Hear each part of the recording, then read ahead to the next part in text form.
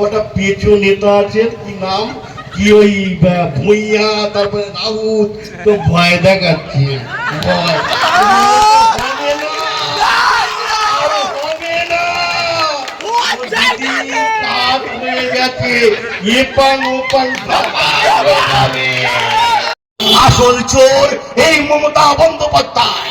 আর এলাকায় এই বেড়মজুর কাঠখোলের আশেপাশে পিছকে চোর থাকবে না, তা কখনো হয় নাকি? তা কখনো হয় নাকি?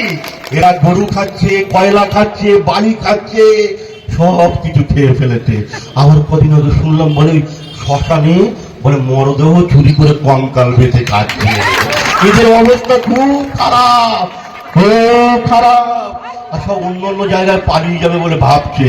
পালিয়ে যাওয়ার আগে তৃণমূলের যারা চুরি করেছে, দুর্নীতি করেছে, আপনাদের প্রতি অত্যাচার অবিচার করেছে, তাদের ধরে রাখবেন।